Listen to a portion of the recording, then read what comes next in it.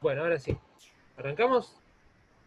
Bueno, en la clase de hoy vamos a hablar sobre el candombe y la murga. ¿Ustedes qué saben del candombe y de la murga?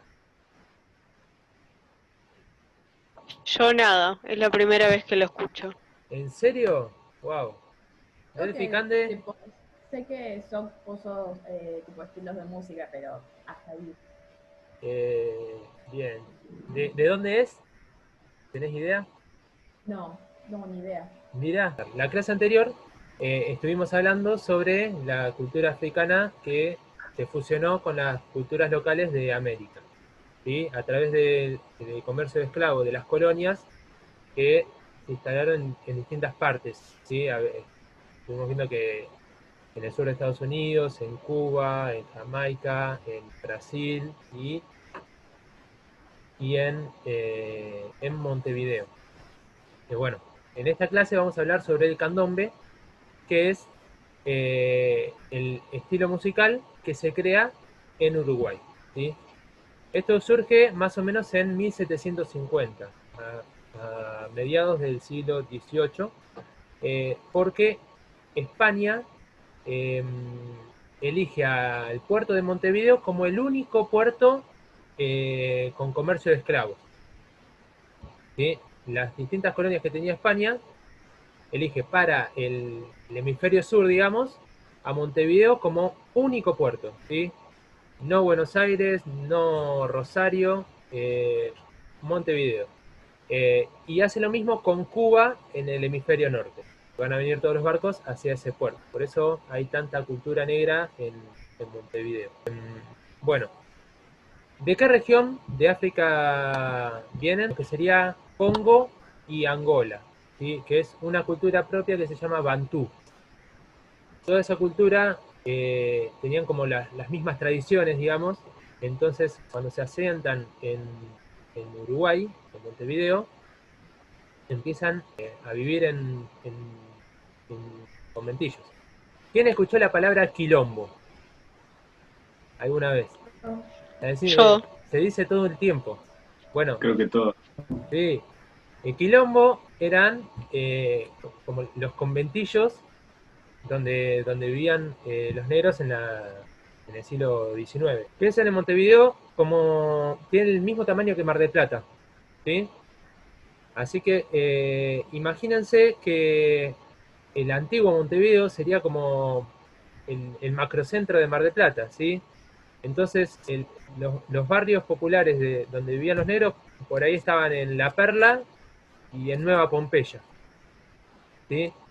Y se genera tanta identidad en esos barrios, es muy interesante cómo tienen toques diferentes en cada barrio, como si tuvieran una cultura propia y es capaz que es un conventillo de un barrio, ¿sí? Que es el epicentro de toda la cultura. Volvamos a lo de África. ¿Se acuerdan que en el resumen que hicimos tenían varias características la música africana? La primera era el ritmo estaba unido al movimiento. ¿Sí? La música estaba unida al movimiento, ¿sí? Y a las tareas.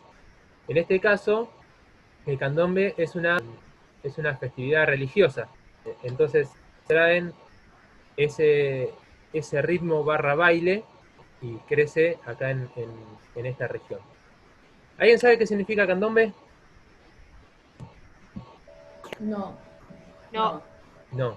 No. Bueno, No. candombe significa cosa de negro. Eso significa candombe. Acuérdense lo de la identidad propia. Entonces, como nuestro baile, nuestra cosa. Y se fue resignificando a toque de tambores, eh, el nombre, candombe.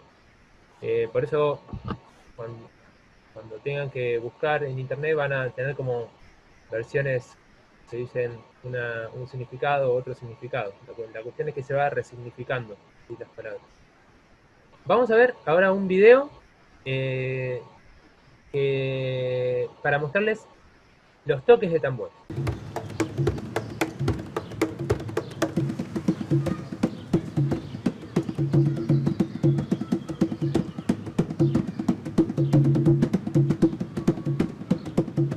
Esto que estamos viendo se denomina llamada y constituye una tradición que hacia fines del siglo XIX era habitual en los barrios más antiguos de Montevideo.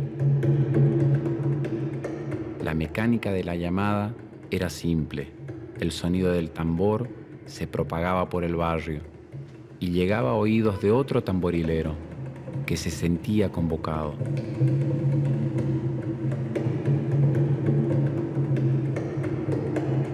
Y entonces acudía a la cita.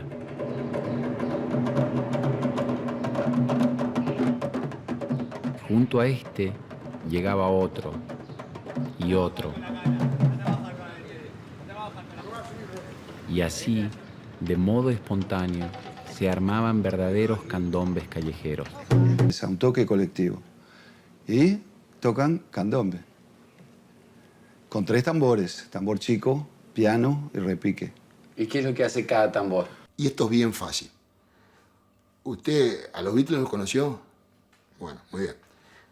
Estaba el bajo, la guitarra y la guitarra rítmica. ¿Ok? En los tambores son 3. El piano, que es el bajo, el chico, que es la rítmica, y el repique, que es la que puntea. Tambor piano. Lleva una base. Si el bajo hace tum tum tum cum cum, el piano hace tucu tucu tucu tucu tucu tucu tucu tucu tucu tucu tucu. El chico es la rítmica. Chagan, que chagan, chagan, chagan, chan chin chagan, chagan, chigan, chica todo el tiempo así, ¿verdad? Chigan, chiqui, chiqui. El chico hace cataca, cataca, cataca. Pititín, quititín, quititín. Cric, cric, cric. Va siempre igual el chico. El chico siempre va... Siempre igual. 3 golpes o 4 golpes. Y el repique es quien puntea.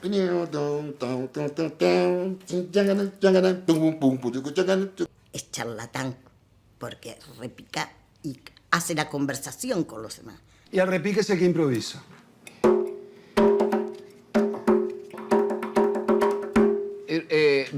Se va moviendo entre lo que arma entre el grave y el... Exactamente. Él improvisa.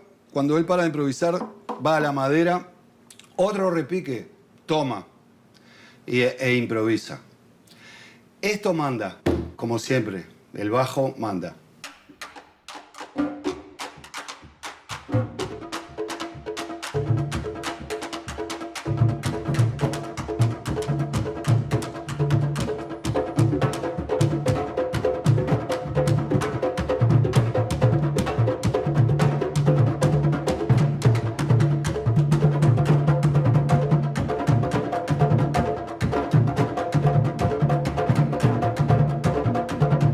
Bueno, ¿vieron?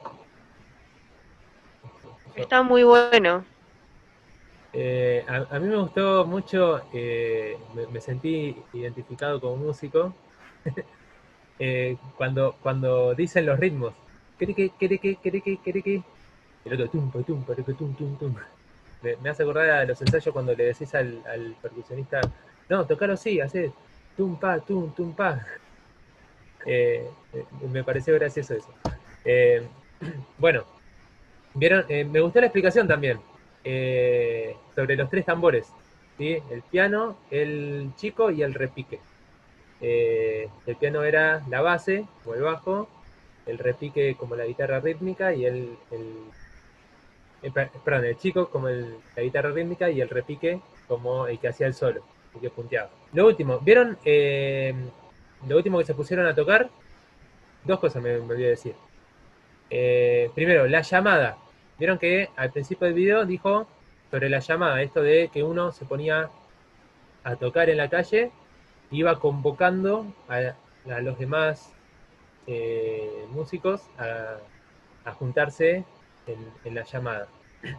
Y después otro detalle, en la última parte del video, nosotros lo que más conocemos de candombe es sería lo se dice la madera o la clave, que es el tra, tra, tra, tra, tra, 3, 3, 3, 2, 2.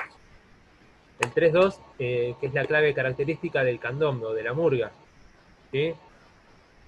que no sé, no me acuerdo si lo hicimos en la clase anterior, me parece que sí, cuando estuvimos improvisando. Entonces, eh, arranca con eso en la madera. Pa, pa, pa, pa, pa, pa, pa, pa, pa, pa.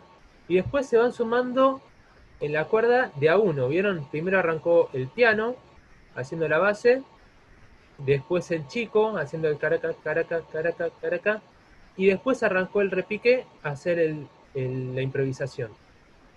Eso también estuvo bien clarito ahí en el video. Ahora vamos a ir a la parte de la danza, que es lo que estuvimos hablando en la clase anterior sobre que estaba muy íntimamente ligada. Para empezar, hay una serie de personajes principales en la danza, ¿sí? Fíjense, voy a poner pausa ahí. No, no era esto que era pausa. Mira, acá tenemos el primero. El escobillero. ¿Lo ven? Con ese palo. Bueno, el escobillero tiene una función, el escobero, perdón.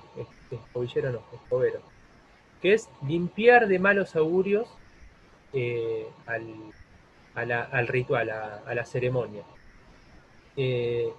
Después está la mama vieja, que es como la trona. Sí, aparece por ahí. Ahí está, ¿ves? Que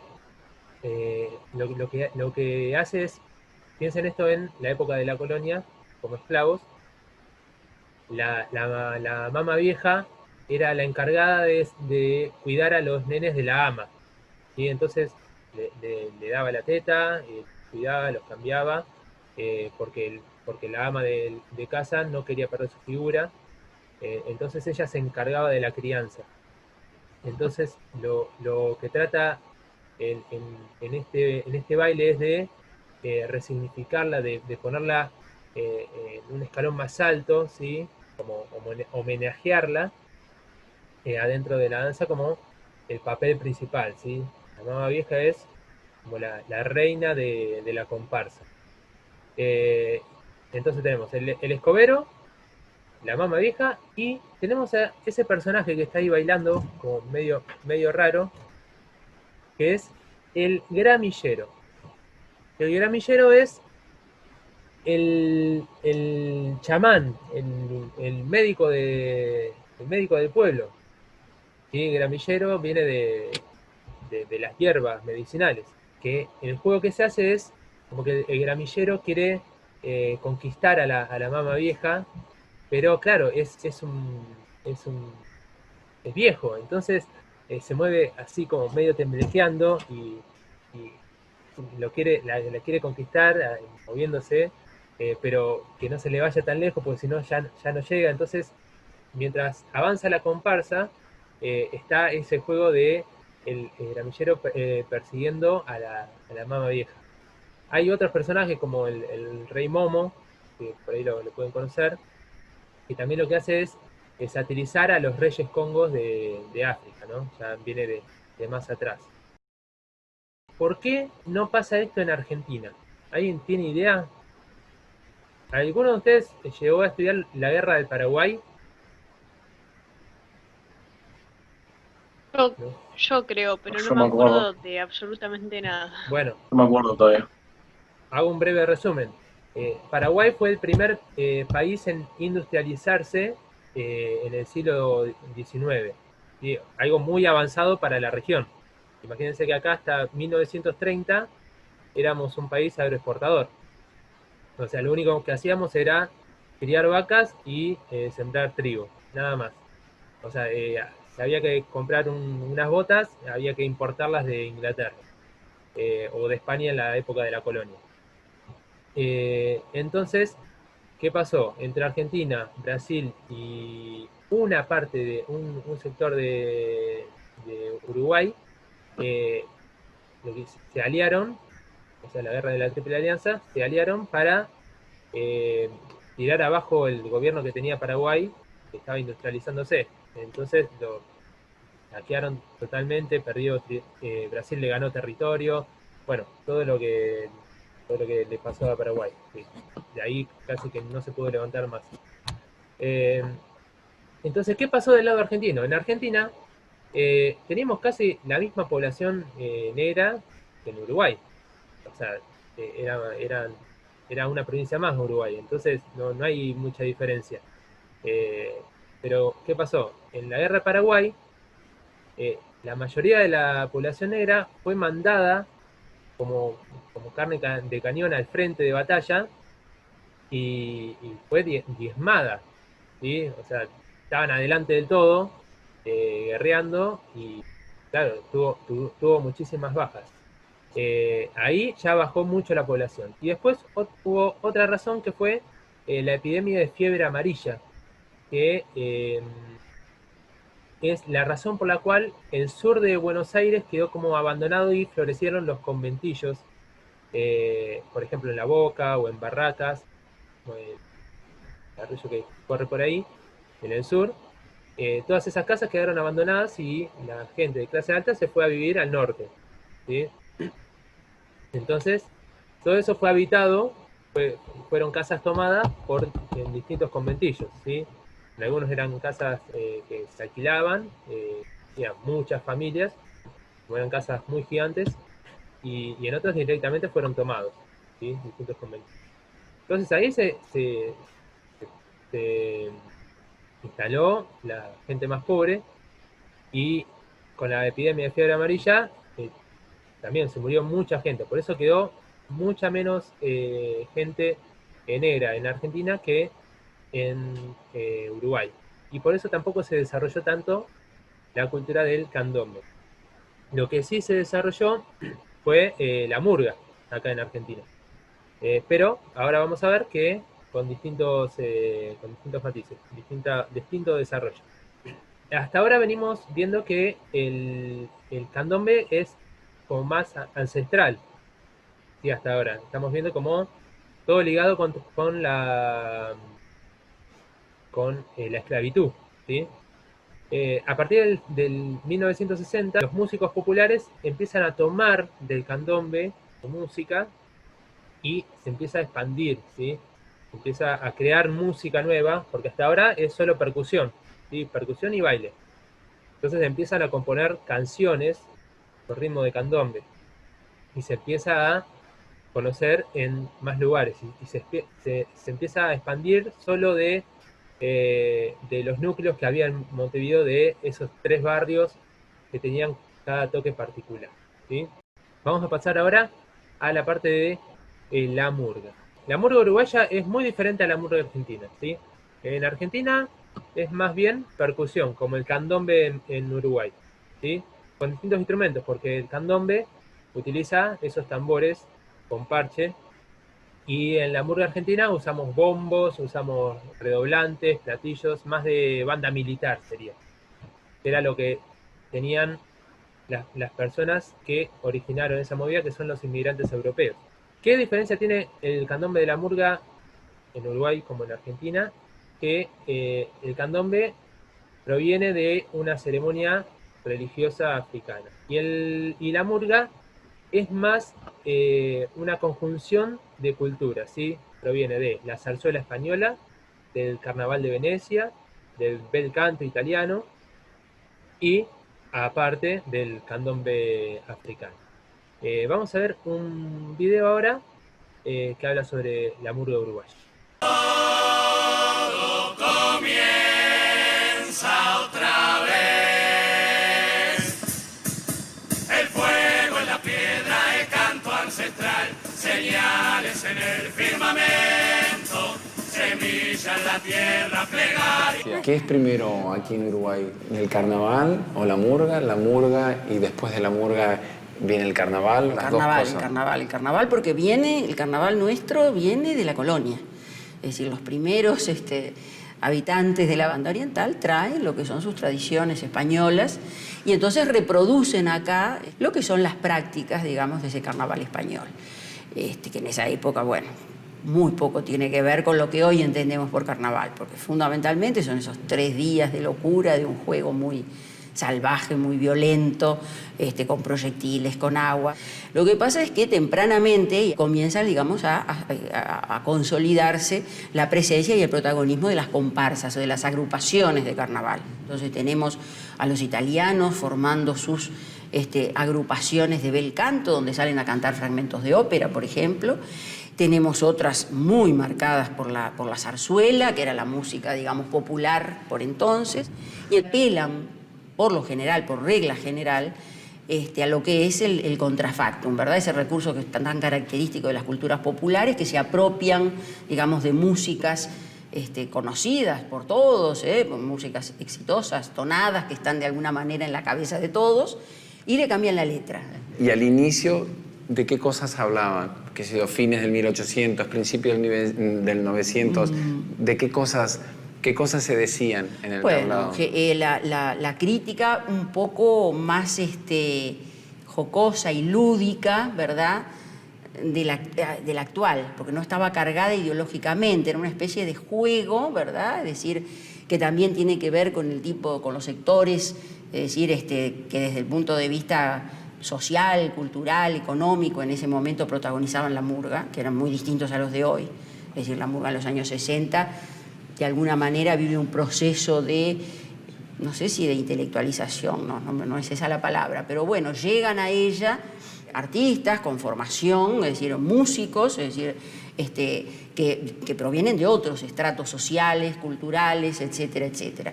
Entonces adquiere a veces una impronta de crítica ideológica y todo lo demás, es decir, que apunta no simplemente al comentario jocoso, a tratar de poner en ridículo determinadas situaciones, sino que apunta a dejar, digamos, un mensaje que va más allá, digamos, que se inscribe dentro de un proyecto de mucho más largo aliento, digamos. Vieron que hablaba mucho de la sátira social, que son cosas que pasan en el Carnaval de Venecia y en la zarzuela también. Se borran las clases sociales, digamos, en el carnaval, ¿sí? Entonces está todo el pueblo como en la misma, hermanados. Y es una crítica social. Fíjense que aclara que primero es algo jocoso, que tiene más que ver con lo cotidiano, ¿sí? Con el vecino o con las distintas clases sociales, y a partir de los 60 se hace como más político y ya es una crítica hacia la dictadura de esa época o hacia el tipo de gobierno. Es más dura, digamos, y por eso fue más perseguida en esa época, ¿no? Ahora vamos a seguir con las características que tiene la murga uruguaya. Las murgas siempre tuvieron como una capacidad crítica muy grande, pero más hacia lo pueblerino, o bueno, el doctor tal, y no sé qué, y las cosas. Con la soberana y con el advenimiento de la dictadura empiezan las murgas a conceptualizar y a poner conceptos ideológicos a ese caudal feroz de crítica. Y además empezó a hacer cosas como la puesta en escena, la soberana, la falta y resto, y desde el vestuario como a montar una estructura de discursos paralelos que refuercen el sustento del espectáculo y lo que quieren compartir para comunicar. Antes estaba como más fragmentado el vestuario, la pintura de la cara y el discurso. Ahora últimamente hay una tendencia a unificar todo. Alinear esos anzuelos hacia el mismo lado. La murga tiene básicamente en su espectáculo esa estructura, una presentación o saludo al barrio. Y después están los cuplés, que son cuadros humorísticos generalmente, caricaturas de fotos sociales. Y después está la retirada, que es una canción más larga, 7, 8 minutos, no sé, no hay una estipulación. Ajá. En donde la murga se despide y canta sobre un tema. ¿Y cómo se arma eso hasta que uno llega a la idea de la ropa, la pintura en la cara? Y eso lleva muchos meses y muchos meses de ensayo. Porque además es un género muy extraño. Porque estas compañías, como casi ninguna otra, casi que desde el primer ensayo, desde la hora cero, está abierto a la gente. Como que si vos estás armando tu próximo disco y en realidad, en vez de estar solo enfrente de la estufa en tu casa, hay 30 personas mirándote. Así, 40, 50, 100, 1200. Una de las principales características de este tipo de canto consiste en la caracterización casi operística que realizan en sus rostros los integrantes de las murgas. Durante las noches de carnaval se arman más de 30 tablados en distintos puntos de la ciudad. Pueden ser escenarios montados en estadios, en clubes de barrio o improvisados en las esquinas.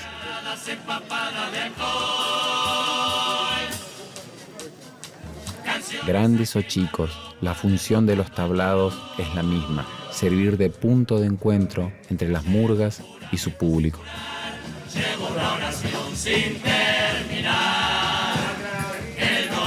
Cada noche, cada murga, peregrina de tablado en tablado, llevando adelante su rutina y buscando un contacto muy cercano con la gente.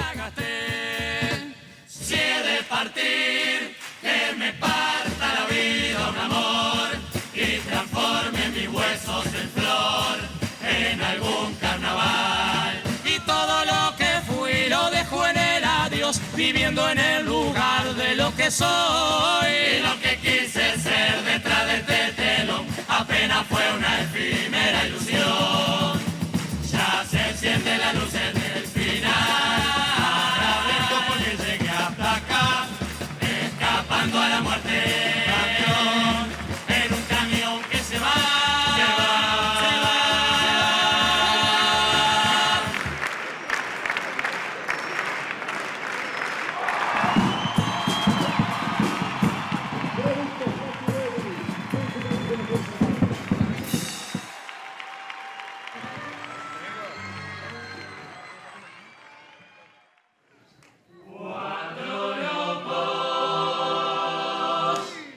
Viviendo a contrapedal, al costado de las vías, donde el tren de la utopía se perdió. El cielo raso de un galpón no se encontró al amanecer jugando un juego. Los pies Ahí vimos un poquito de murga. Ay, nos quedan 2 minutos, llegamos justo. Bueno, tenemos varias cosas a resumir de la murga. Primero, era una sátira social. Después, que tiene relaciones con la zarzuela y el carnaval de Venecia, el maquillaje, la vestimenta. ¿Qué otra cosa teníamos? Lo que dijo de los ensayos públicos, eso es muy interesante también.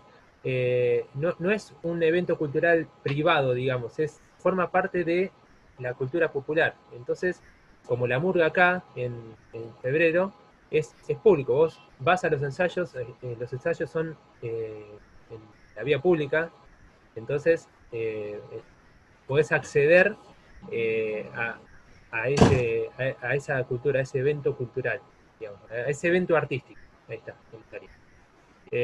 Y después hablaba sobre los tablados, que eran lugares también públicos que se armaban para la ocasión y que participaban toda la gente, que podía ser en cualquier lugar, podía ser en una calle, como se hace acá en los corsos, o podía ser en un club de barrio o en cualquier lado, o en un teatro, por ejemplo.